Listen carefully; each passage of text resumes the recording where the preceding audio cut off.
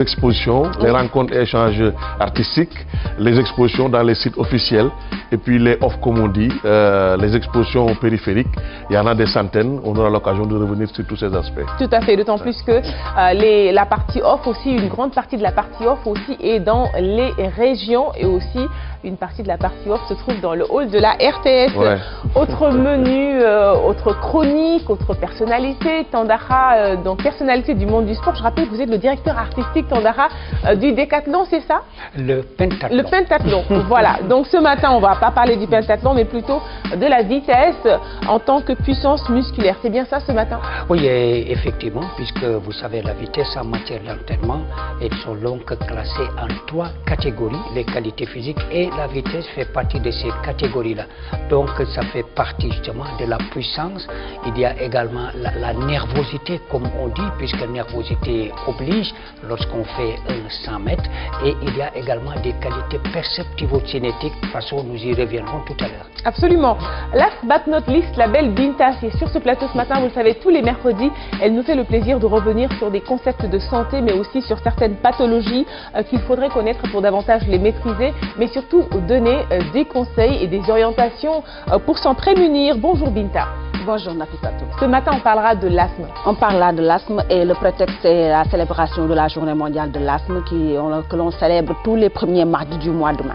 Et on reviendra sur les symptômes, mais aussi évidemment comment, une fois que la maladie est installée, comment la prendre en charge. On parlera aussi des asthmatiques. D'ailleurs, tu as donné la parole à une proche d'un asthmatique. Ça sera dans la première partie. Dans la deuxième partie, on parlera toujours d'art. Le festigraphe bat son plein. Et Nafissa Ayer, vous savez, son œil est tendance. Et elle a vu qu'il y avait beaucoup en tout cas, de créativité, de création. Et ce matin, c'est l'objet de sa chronique. Nous n'en sommes pas encore là. Je vous propose de vous installer confortablement. Si vous n'êtes pas encore réveillé, faites-le dans la douceur. D'ailleurs, je vous propose une petite douceur. C'est l'horoscope du jour signé justement Nafissa Ayer. Bélier, les aspects du ciel vous incitent à regarder plus au fond de vous. Comment cette agitation vous est néfaste? Soyez attentif à vos besoins intérieurs sans vous laisser emporter par le stress ou l'idée que vous êtes inefficace si vous restez tranquille. Taureau, il vous sera capital de prendre conseil auprès d'un professionnel par rapport à votre travail. Un changement de métier est possible, mais la mise en place est longue. N'ayez pas peur de prendre les devants. Gémeaux, avec vous, c'est soit le travail, soit les amours. Apprenez à tout concilier si vous ne voulez pas vous retrouver en congé forcé d'ici peu.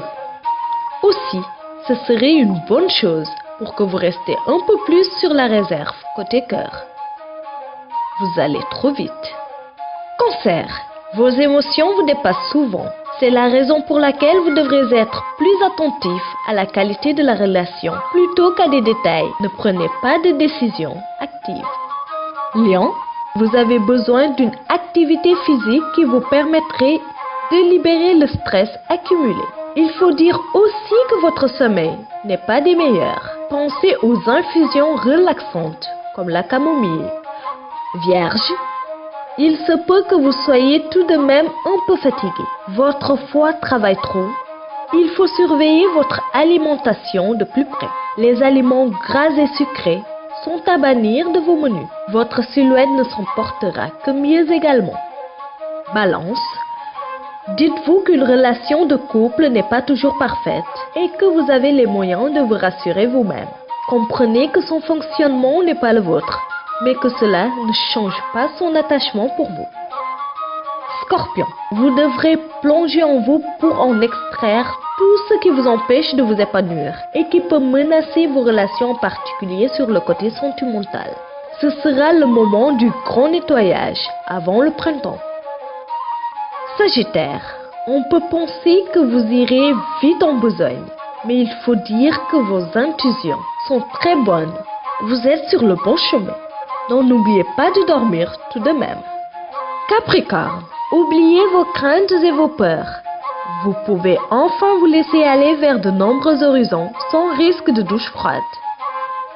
Votre côté méfiant doit être dompté par la confiance. Sachez que vous pourriez regretter amèrement de ne pas vous lancer. Verseau, Le personnage que vous êtes vous empêche de chercher la profondeur dans vos relations. Voilà pourquoi vous pouvez rencontrer des déboires. Questionnez-vous sur cette fermeture à la profondeur et voyez comment vous pouvez plutôt être que paraître. Poisson, vous avez raison d'y croire et de ne pas vous donner les moyens d'obtenir ce que vous voulez. Tout vous est permis si ce n'est pas le doute et la dévalorisation. Votre vie est sur le point de changer profondément. C'est tout pour votre horoscope du jour. Excellente journée. Excellente journée à toi, Nafi Sayer. On ouvre la page actu de ce magazine. Nous a rejoint l'homme de l'actu sur Kenkeliba, René Léon Fonseca. Bonjour. Bonjour, Nafi. Ça va? Ça va bien, merci. Artistiquement, votre ce matin, hier, tu étais dans le hall de la RTS en train de regarder les œuvres. J'avoue que j'ai découvert des œuvres assez exceptionnelles. C'est vrai? Du collage aux arts visuels, des œuvres assez exceptionnelles. Je demande quand même à tout le monde, au public sénégalais de venir visiter ces œuvres ici à la RTS. Ah oui, c'est important. Et j'imagine que tu es un collectionneur d'art. Hein, ouais.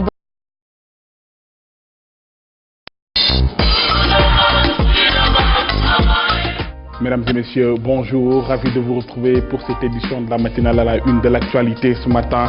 Le lancement officiel hier de la 12e édition de la Biennale de l'art africain contemporain.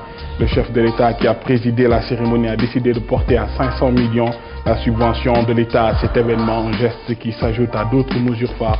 Vous l'entendrez tout à l'heure. Dans l'actualité également, le démarrage du projet d'exploitation minier de Mako à Kédougou, ce sera en juin 2016. La société minière va exploiter les gisements d'or découverts dans la région. Cette mine orifère a une capacité estimée à 30 tonnes sur une durée de 8 ans. Détails et explications avec Philomène Constance Diagne. Et puis la rubrique au cœur de nos cultures s'intéresse ce matin au choix des prénoms sérères. Ils peuvent renvoyer à la faune, à la flore et au jour de la semaine, entre autres. Des prénoms, vous allez voir, souvent déclinés sous forme de prière. Dossier à suivre. Voilà pour le menu de ce matin, mesdames et messieurs. Restez avec nous. Le développement de tout cela, ce sera dans quelques minutes. Merci beaucoup René. Aux alentours de 7h20, plus exactement, on poursuit ce bloc d'infos avec la revue des titres.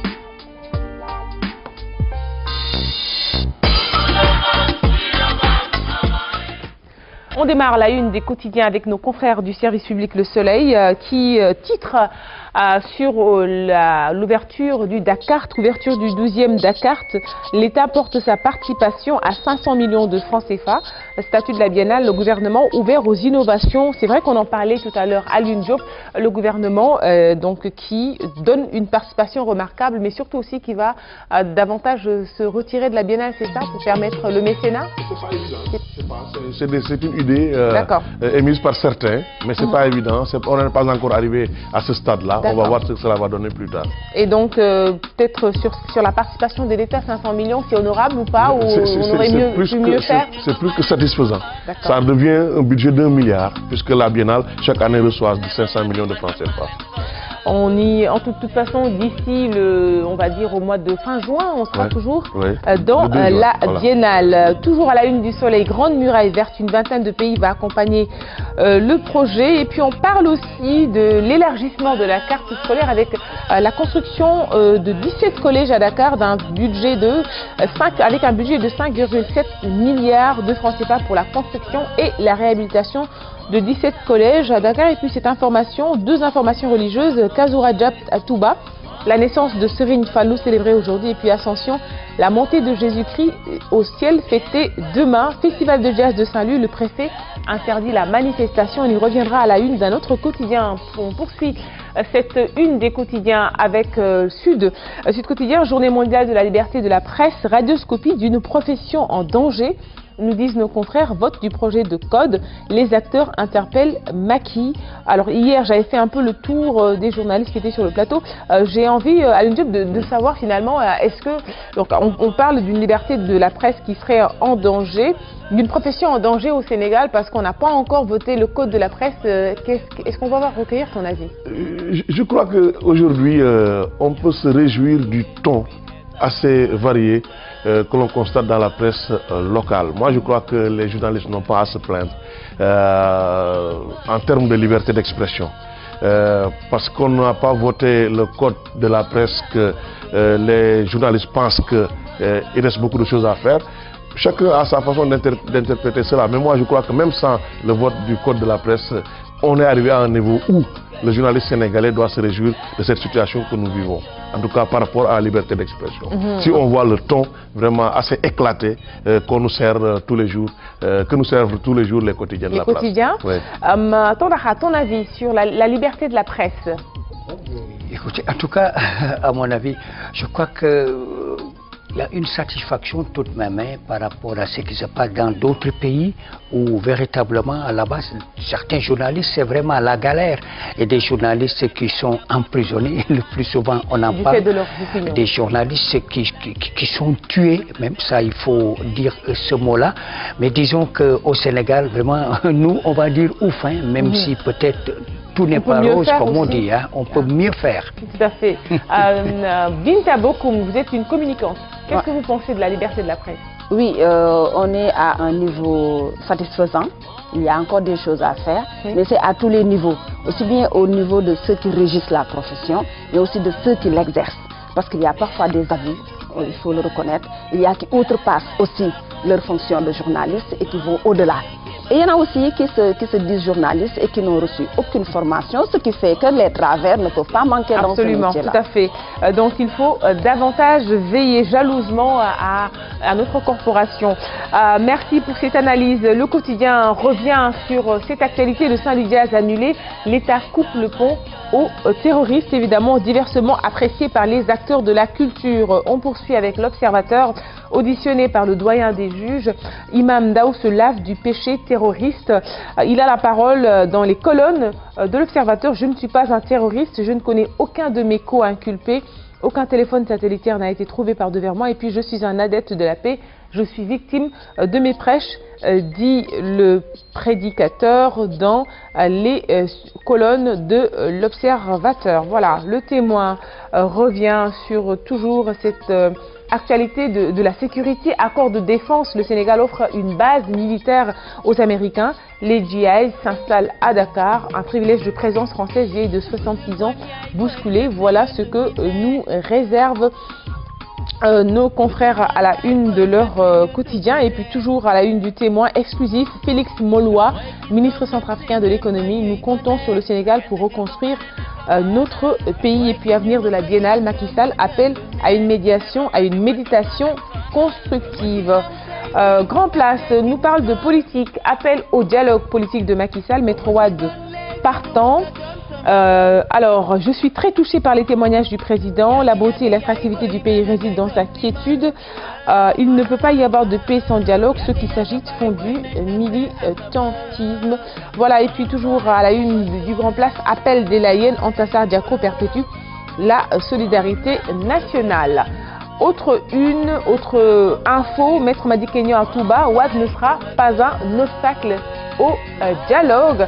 On termine cette une des quotidiens avec les quotidiens spécialisés sport. On commence par nos confrères de stade.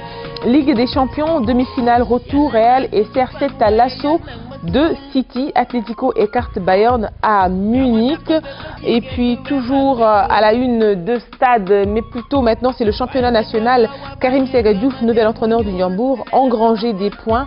Une question de vie ou de mort. Tandara, peut-être une petite réflexion sur Karim Séga Diouf, qui est le nouvel homme fort du Ndiambour. Oui, bon, et il vient en sauveur. On va voir. En tout cas, c'est vrai que le Ndiambour actuellement, c'est une équipe qui est en train de traverser des difficultés. C'est des moments véritablement très très durs pour l'équipe du Ndiambour. Une équipe du Ndiambour qui avait emballé le championnat comme l'équipe de la DAN au début, mais malheureusement cette fois c'est une équipe en chute libre et ça arrive souvent aussi dans le football. Évidemment le football c'est donc un sport riche, il est souvent difficile de faire des pronostics comme souvent il est facile de faire ces pronostics là, mais en tout cas pour cette équipe du Ndiambour, peut-être l'arrivée de Karim Séga Diouf pourrait faire justement ce déclic que les Ndiambour attendent. On attend aussi un autre déclic avec ce Sénégal-Burundi qui a été délocalisé à Rumongue. La Fédération sénégalaise de football promet de protester auprès de la CAF. On termine avec Sounulamb, Eumesen, leader de Taïchinger. Baboy n'est ni mon idole, ni ma référence. Rugy, le lion de Pikine, il ne dit jamais du bien de moi. Et puis contre Yekini, Doublé choisit son camp. Je vais soutenir l'AS2 sur tous les plans. Voilà, ainsi vont nos quotidiens ce matin, en ce mercredi 4 mai. Merci d'avoir suivi cette revue des titres. On poursuit avec la chronique Gym, c'est tout de suite. Coach Tondara, que j'appelle à me rejoindre sur ce plateau. On va parler ce matin de vitesse et Dieu sait que c'est un homme véloce, notre coach, n'est-ce pas? Coach, est-ce que j'ai dit vrai? Oui, bien sûr. Vous courez vite, non? La vélocité, oui. Je cours bien, je nage bien et je fais aussi du vélo. Ah oui, vous nagez bien, c'est normal. Vous avez été directeur technique de la natation internationale pendant 7 ans. Oui, entraîneur, même entraîneur national adjoint pendant 4 ans. Et également entraîneur de l'ASFA pendant au moins une quinzaine d'années. Ah, quand même, hein? Donc vous avez beaucoup de cordes à votre arc. On va parler ce matin donc de la vitesse. Coach, pourquoi d'ailleurs la vitesse et quelle est son importance?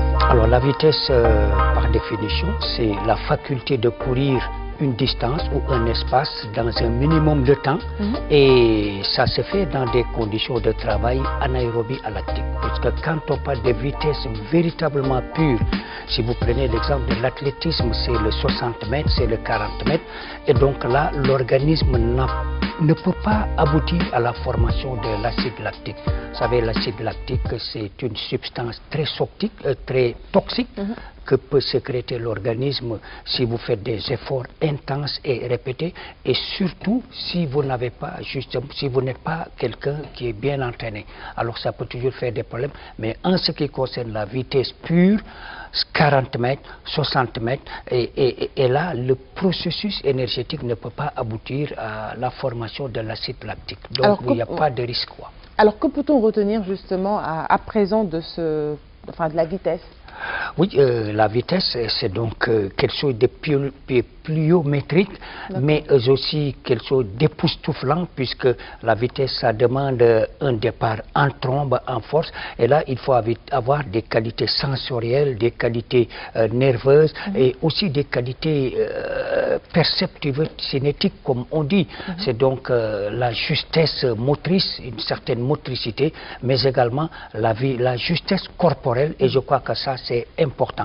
Et quand on pense à des athlètes comme Usain Bolt, comme Asafa Powell, puissance de frappe voilà, c'est donc des Jamaïcains, c'est vraiment des références. Et si nous prenons l'exemple d'Asafa Powell, par exemple, et avec Mahfouz, on va y venir tout à l'heure, et c'est donc la puissance, c'est véritablement quelqu'un dont on dit l'athlète le plus technique. C'est vrai que Usain Bolt, c'est l'athlète le plus rapide, avec un 100 mètres à 9,58. À couper le souffle, hein. Alors là, c'est véritablement, il faut le faire. Alors c'est Asafa Powell dont je parlais tout à l'heure, justement, et qui fait partie des 4 athlètes les plus rapides au monde. Alors quand on pense à Carl Lewis, quand on pense à Bob Ice, alors Bob Ice, c'est l'Américain qui est parmi les premiers qui avaient réalisé moins de 10 secondes aux 100 mètres, et c'était donc au jeu de 1964 à Tokyo, c'était donc au Japon. Alors je crois que là vraiment c'est en tout cas des athlètes qui sont les plus reconnus sur cette distance. Alors Mahfouz, c'est vrai qu'il tarde à venir. Avec Asafa Powell. Voilà, avec Asafa Powell, mais là on va dire simplement, Nafi, pour revenir justement à la vitesse.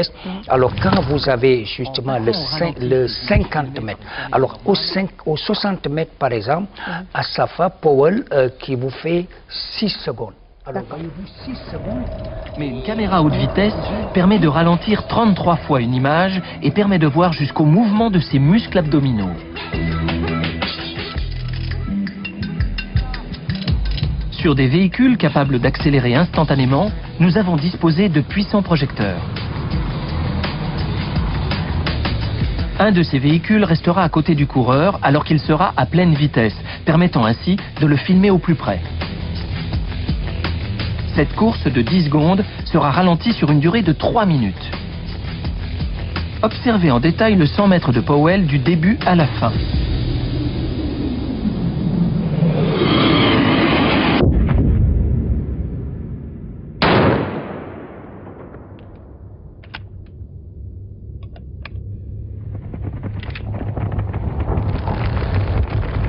Son départ est considéré comme le meilleur du monde.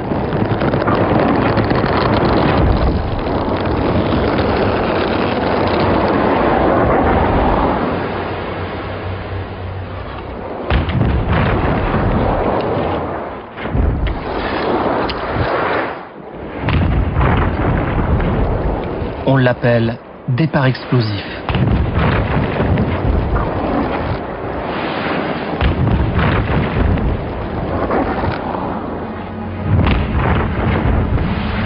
Powell mesure 1,90 m et pèse 88 kg. Il est la preuve que les coureurs de grande taille ne sont pas forcément lents au départ.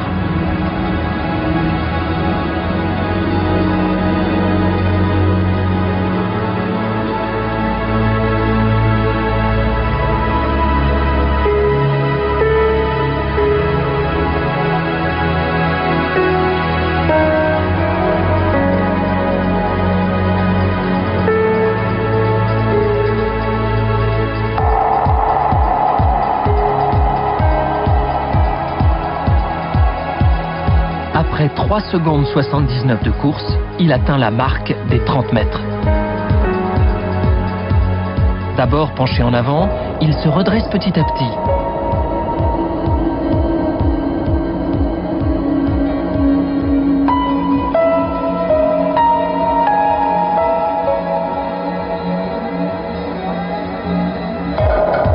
Ses doigts sont très écartés. Il bouge ses bras de façon plus fluide et relaxe ses épaules plus facilement que s'il serrait les poings.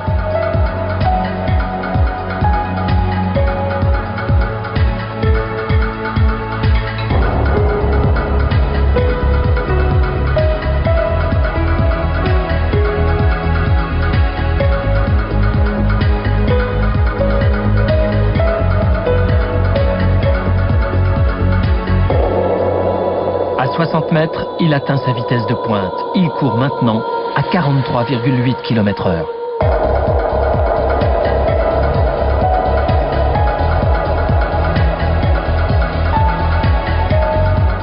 Ses pieds touchent à peine le sol, on dirait qu'il vole.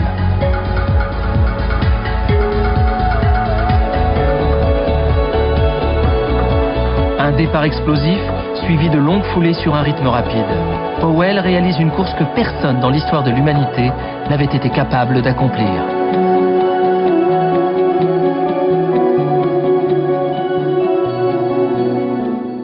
Alors on l'a vu, hein, il aurait tout aussi bien pu s'appeler Asafa Power, hein, tellement il est puissant, il dégage aussi une certaine fluidité dans l'action. Oui, tout à fait. Donc, on a vu ça, c'est véritablement la biomécanique, comme on dit.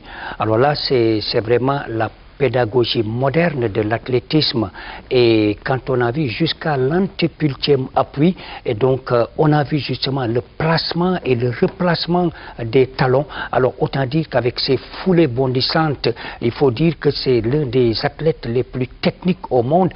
C'est vrai que Usain Bolt, on parle beaucoup de Usain Bolt avec 9 mètres, je dis 9 mètres avec 9 secondes 57. Alors lui, c'était lui l'ancien détenteur du record du monde, Asafa Powell, avant que Usain Bolt n'arrive pour l'effacer des tablettes des records. Et donc là, il avait réalisé auparavant 9 secondes et 72 centièmes, avant que Bolt ne vienne justement l'effacer à 9 secondes et 52 centièmes. Alors voyez-vous donc ça, il faut être très rapide.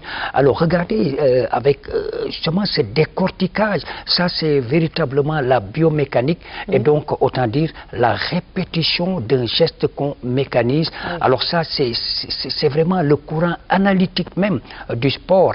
Quand on regarde justement courir ce Asafa Powell. Alors tellement voilà, voilà Bolt, c'est vrai, son compatriote, et évidemment, mais là on dira, Nafi, Bolt, c'est vrai, c'est l'homme le plus rapide au monde, mais l'homme le plus technique, c'est Asafa Powell. Asafa Powell. Alors, on va d'ailleurs rester sur cette comparaison, qui n'est pas raison, hein, il faut le dire. Alors, on l'a vu tout à l'heure, Asafa Powell, il part vite en fait, et aussi il arrive le premier. Usain Bolt, il a une détente lente en tout cas, et puis il arrive en premier.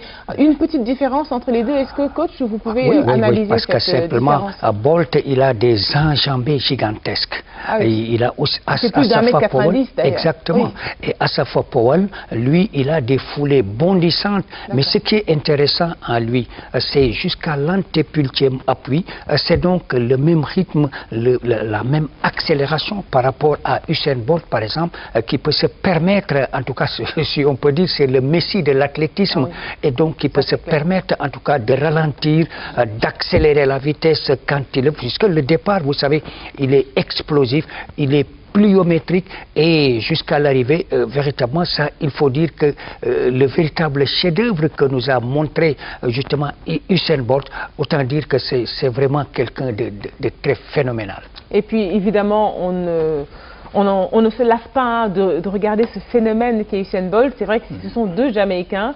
Finalement, c'est la nouvelle génération. Ils sont, enfin, c'est son aîné Usain. Tout à fait, à 33 ans, 33 ans, Asafa Powell, 33 ans. Usain Bolt qui maintenant a 30 ans.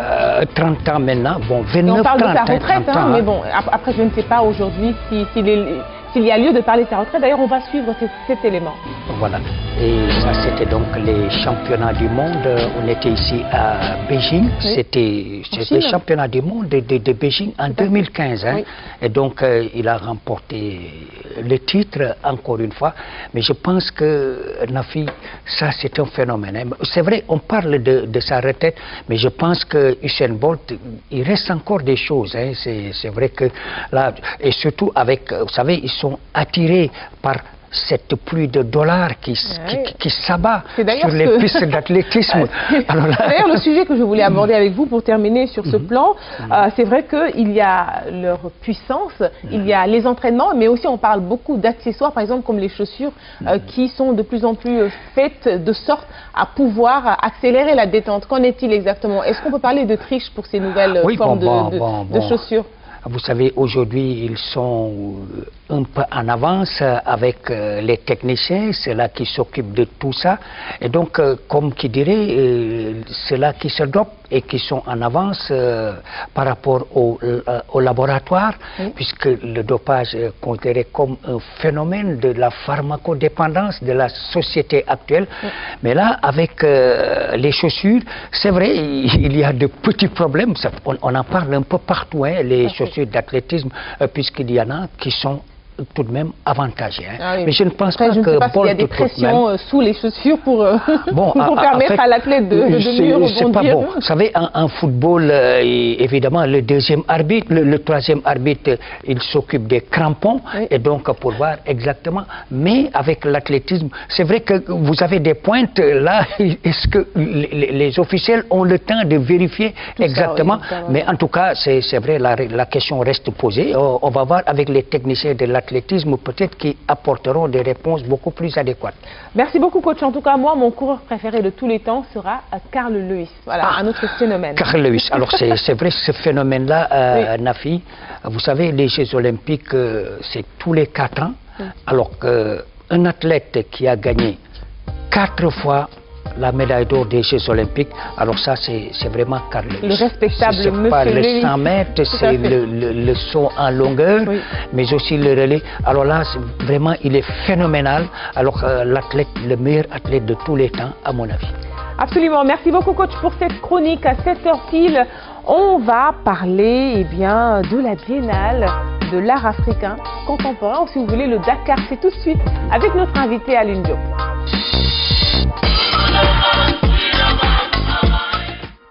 Aline Diop, encore une fois, merci d'avoir accepté cette invitation.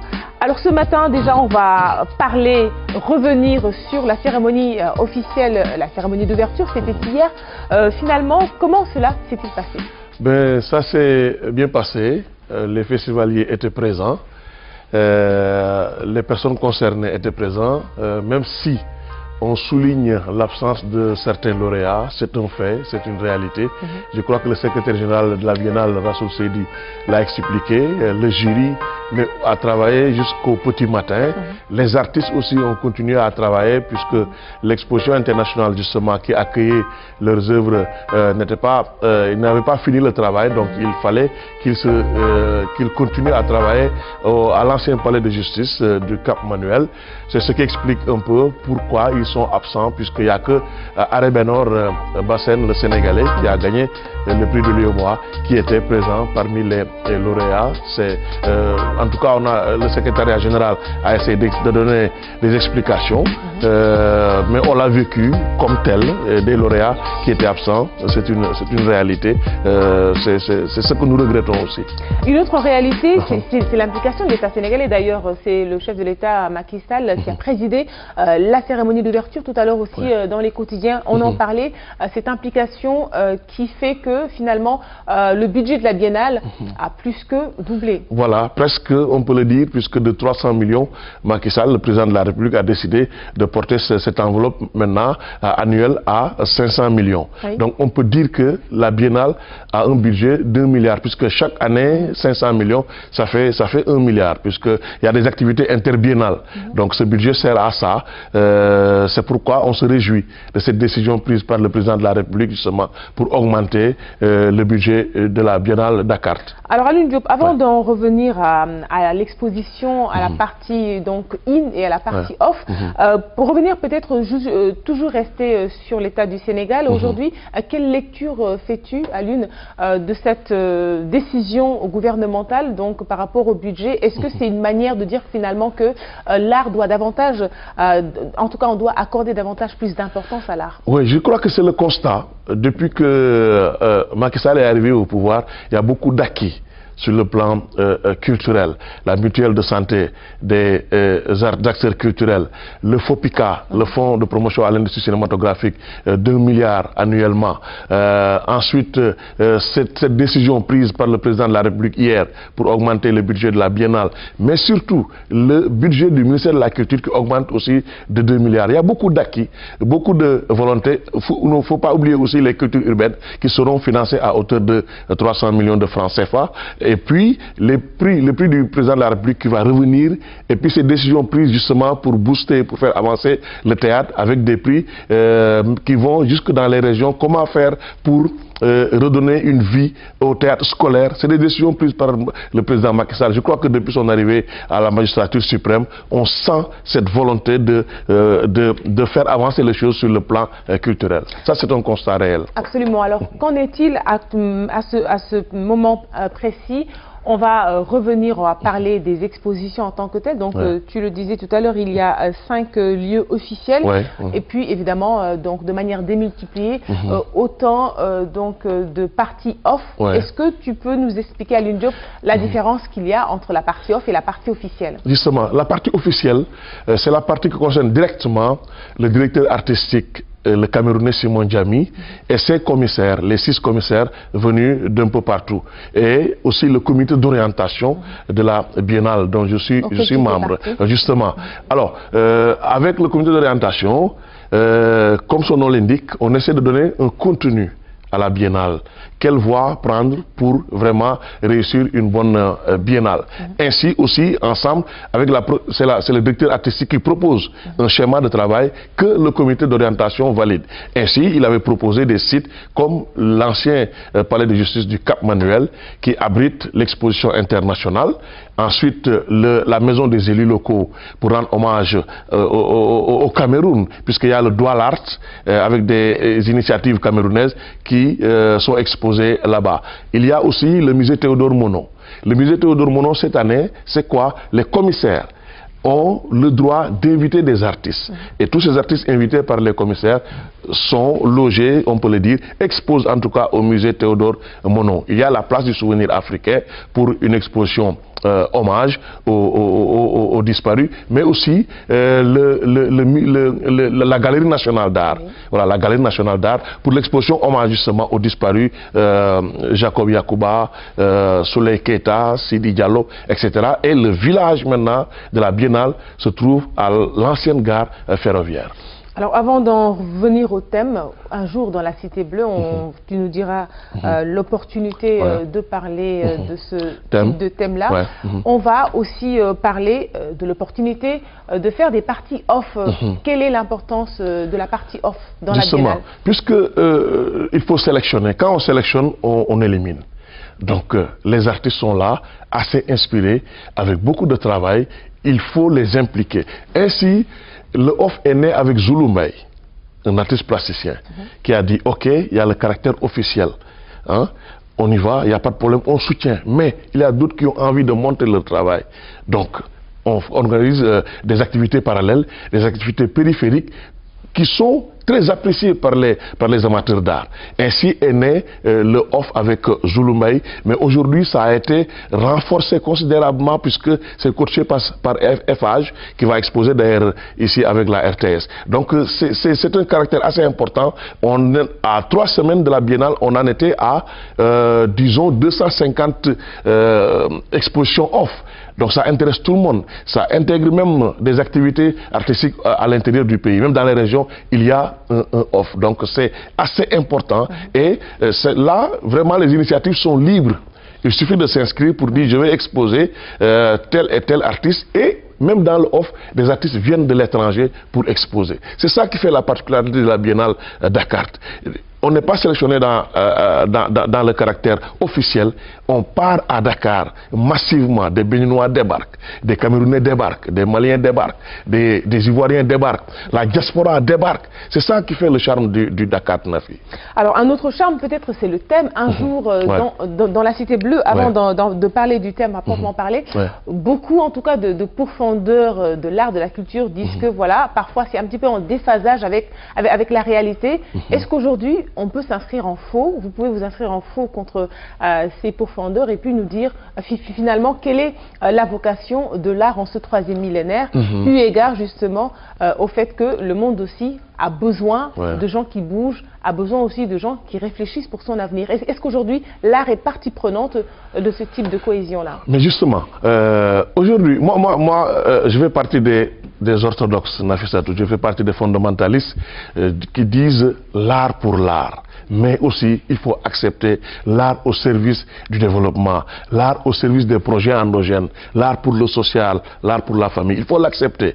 Ensuite, quand on parle d'art, inévitablement, il faut l'analyser en termes purement économiques. On nous reproche de n'avoir pas de statistiques, on nous reproche de n'avoir pas de chiffres. C'est une réalité. Pour aller vers justement les décideurs pour discuter avec le nouveau code des impôts, doit impliquer normalement le secteur artistique. On parle de l'économie de l'art. Voilà, on parle de l'économie de l'art, c'est vrai. Mais on nous reproche de n'avoir pas suffisamment de chiffres, suffisamment de statistiques. Mais il y a des regroupements qui sont là. Et à partir de ces regroupements, on peut arriver à convaincre qu'il faut investir dans l'art. Et puis, parallèlement à cette biennale Nafi, il y a le MADAC, pour la première fois, le marché de l'art de Dakar. On va parler économie, on va faire un bilan. Qu'est-ce que le Sénégal a fait en 50 ans? C'est une initiative de Khalidou Kassé. C'est des sujets qu'on va aborder aussi dans le MADAC.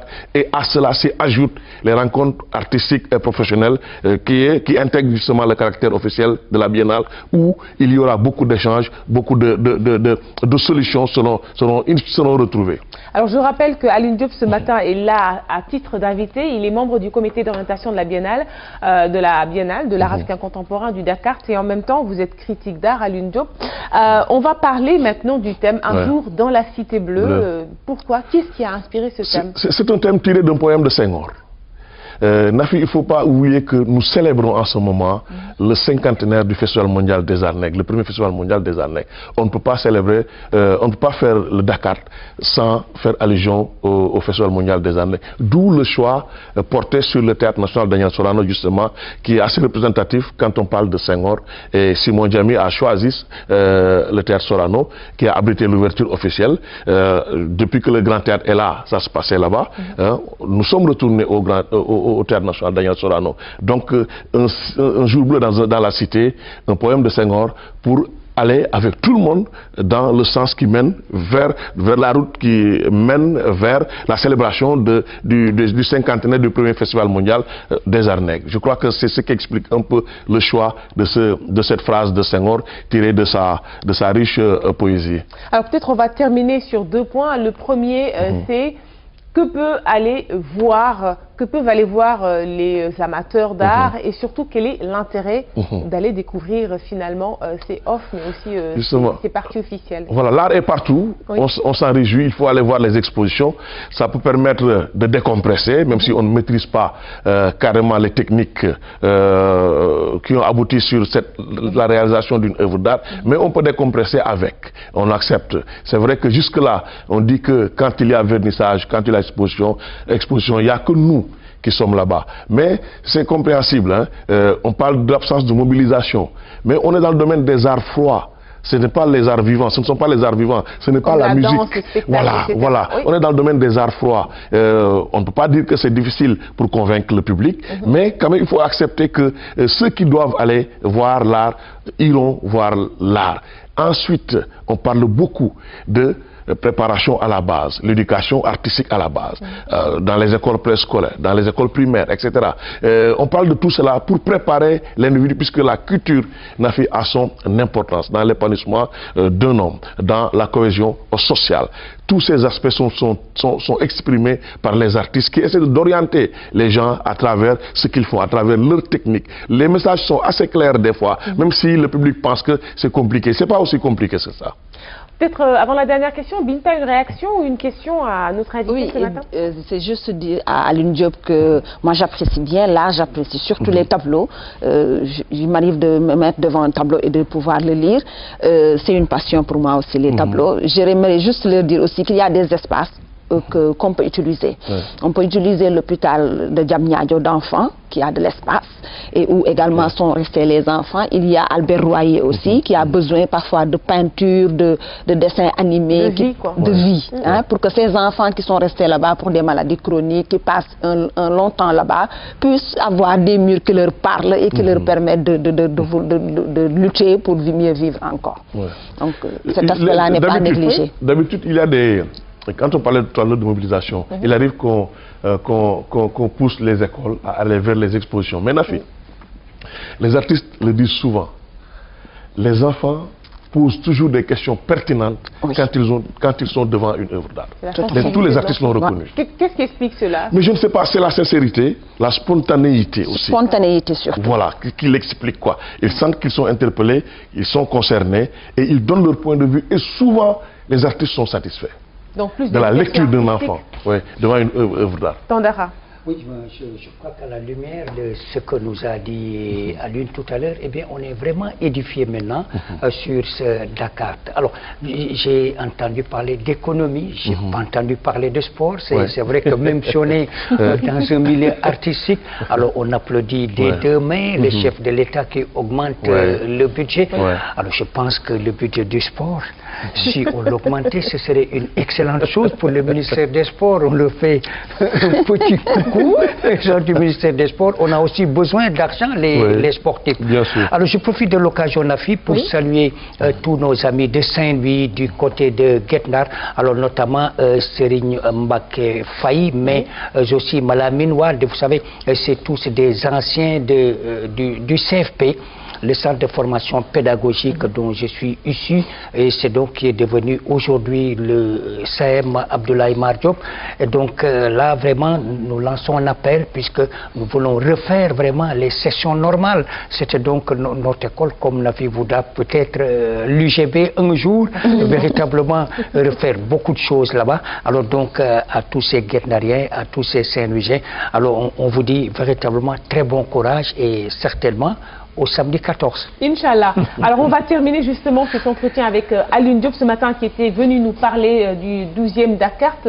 Les acquis, à quoi peut-on s'attendre et surtout pour les éditions précédentes, finalement, qu'est-ce que le Sénégal gagne en abritant la Biennale? En abritant la Biennale, ça permet aux artistes locaux d'aller à la rencontre des potentiels acheteurs, mais aussi de potentiels agents, des galeristes qui peuvent apporter leur travail hors du Sénégal, puisque, comme tous les corps de métier des arts, il faut structurer.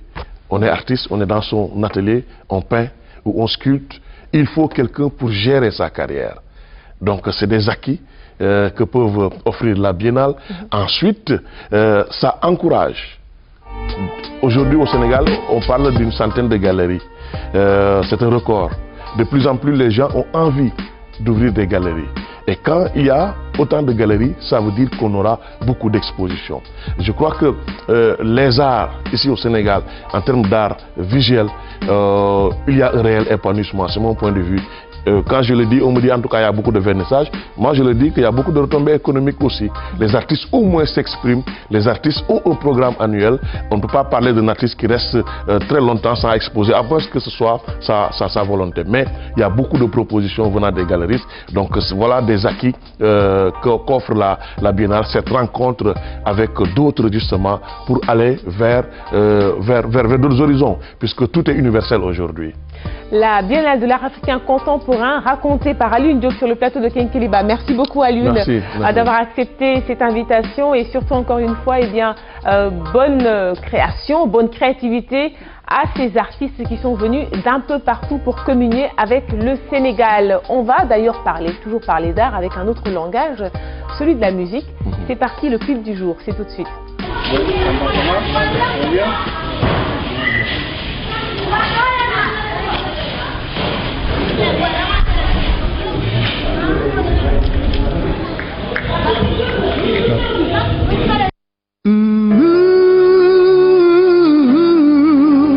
Right on, thank you. Everything gonna be alright. Yeah, yeah.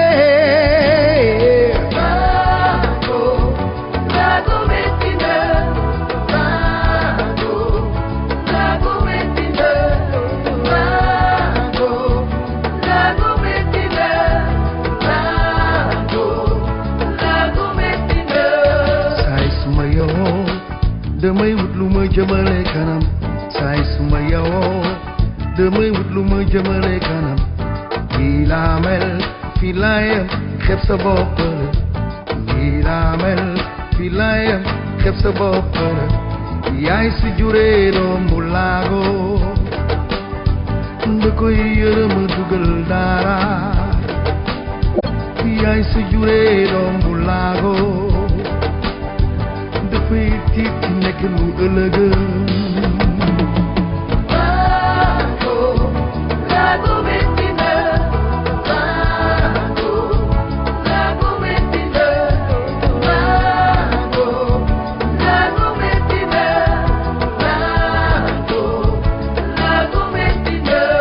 Whenever I wake up, I try to earn my living.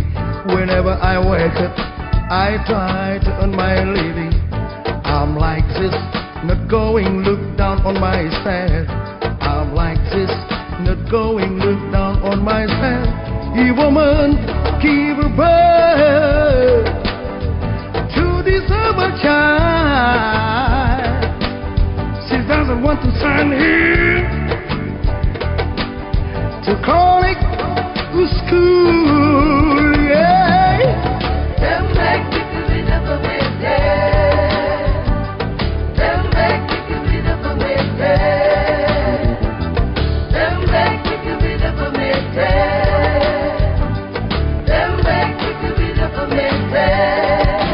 wajuri kujijurati domulago yurede koto peto wajuri kujijurati domulago yurede koto peto yai sujure domulago dukoy yërëm dugal dara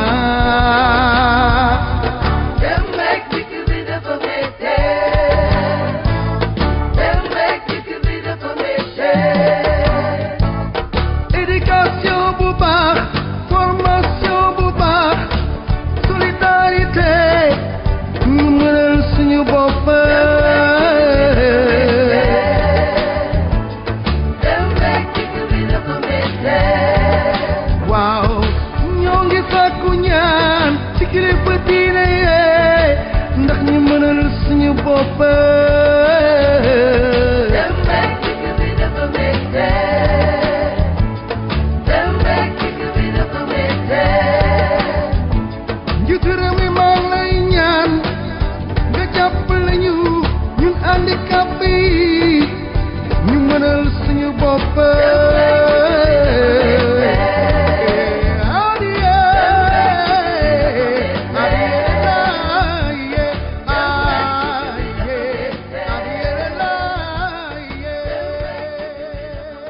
Voilà, c'était Pape Niang, l'artiste, chanteur, compositeur qui célèbre cette année ses 40 ans de musique. Énorme talent, immense talent.